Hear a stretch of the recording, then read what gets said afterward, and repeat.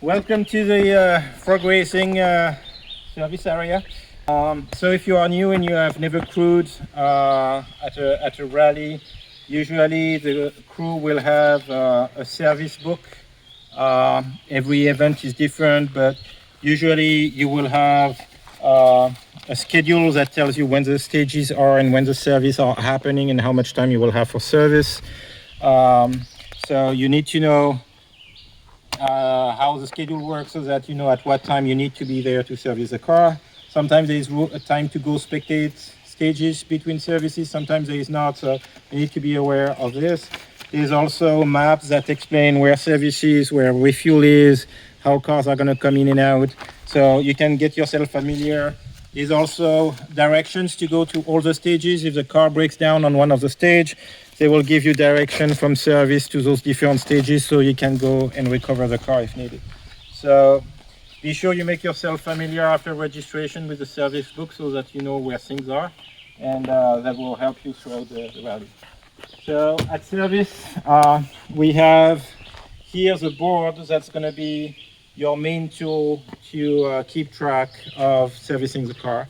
So there's going to be there's a big clock at the top, and everything works with the clock.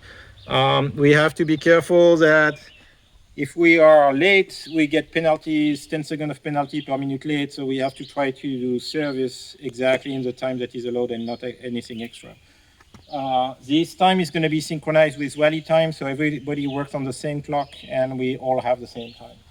When the cars are coming for service, usually the crew chief will get in touch with the crew, usually the co-driver, could be the driver, and it will tell at which time the car is going to come into service. So let's say here, this car is coming at service at 10:00, and there is a 30-minute service. The car will have to be out of service by 10:30, which means the car should be already off the jack and ready probably 2 to 3 minutes before, so that the crew has time to get in and go drive to time control.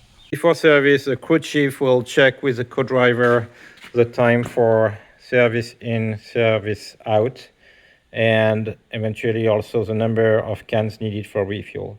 Those are erasable and actually magnetic stickers, so you can just rewrite whatever time you want.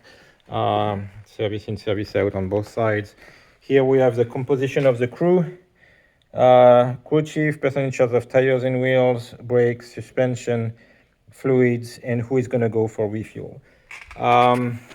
Here, the board, we have the front and the rear of the car, driver, passenger side, that's a top view of the car, and the things to be done in each corner, the wheels, the brake, the axle, the suspension, camelbacks on both sides, and same thing in the other corners. Under the hood, all the fluids to inspect, oil fluid, brake fluid, power steering fluid, coolant, wiper fluid, and also checking the belt and the battery for the person who is doing under the hood. Also checking for the wheels that are in the trunk, as well as the toolboxes that are in the trunk. So the idea is the car comes in, we already have the service in, service out time. The car goes up in the air with a Quickjack. The crew chief inspects the play in the wheels all around. He's the only one doing it, so that it's consistent between every service and he knows if something is getting worse. Then we remove the wheels and everybody start to do their own role. So let's say that Nick here is in charge of the tires. He checks the front right, he checks the front left. He's gonna move his pins here. Those are just magnets. So once he's done inspecting the four corners, there's one left because he needs also to inspect the spare tire in the trunk. You shouldn't have any pins left in here. All the corners should be covered. Same thing, suspension.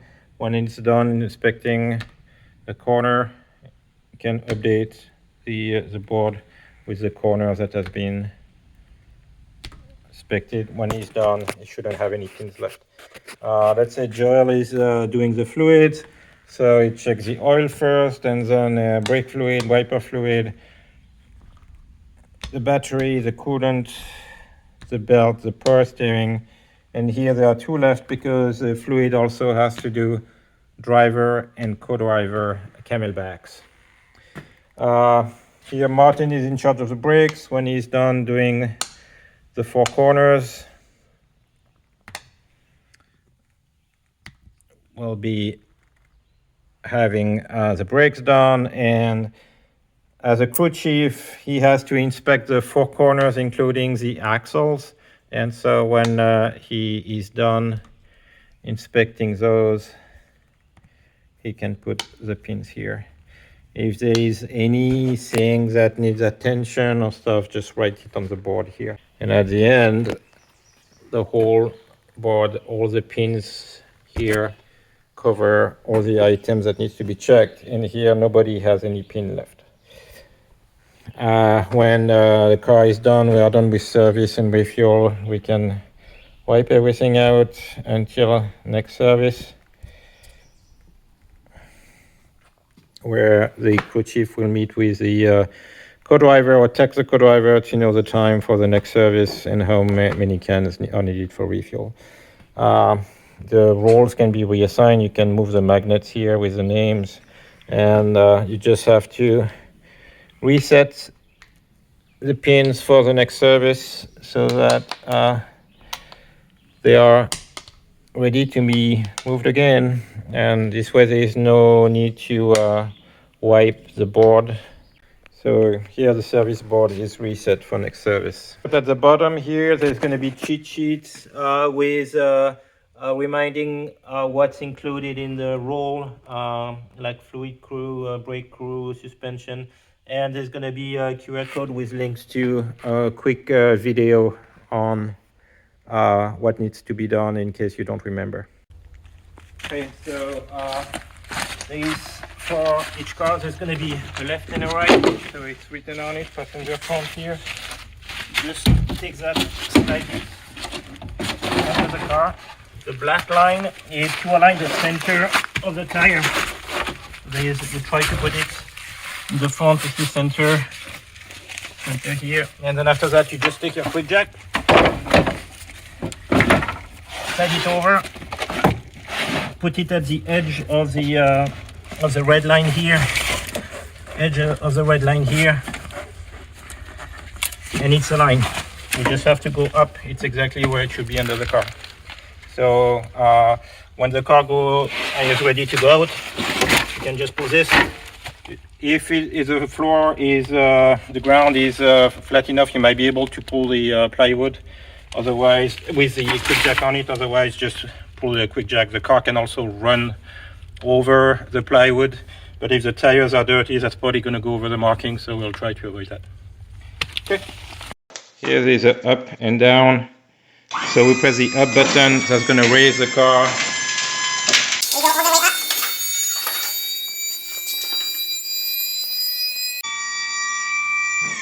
When it is at the very top, we push down the lock bar, and I press the down button to bring the jack down and secure it in place. Okay, to get the car off the Quickjack, you have to go up first. So press up. That releases the locking arms from the tabs, and then you press the down button.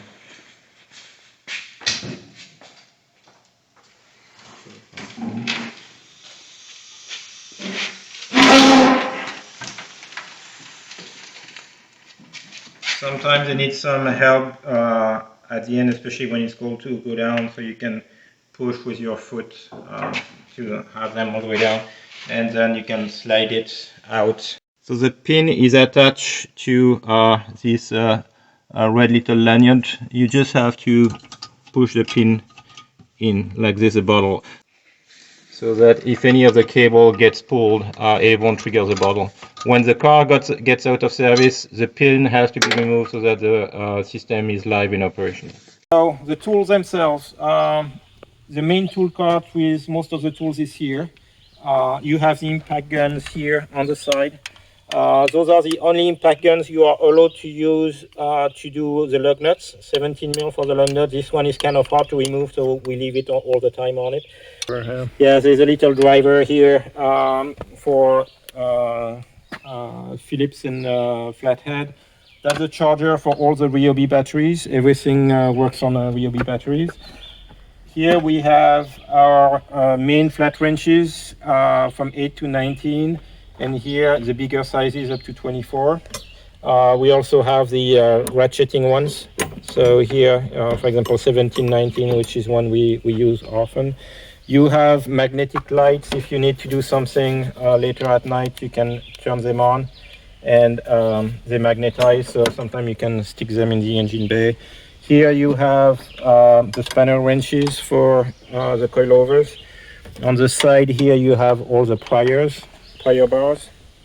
There is a spare in case the main compressor doesn't work or we run out of juice. There is a spare Ryobi compressor here, a small one. Here we have all the ratcheting flat wrenches. In these small things you have the bits. And there is a tiny ratchet. This one is mostly used to go in tiny places like the bolts for the seats on each side of the rail. There is one bit that is marked in red here. If you can see it, this one has a red top. This one is a bit you need for the seats if you need to retighten the bolts of the seat. Here we have all the screwdrivers.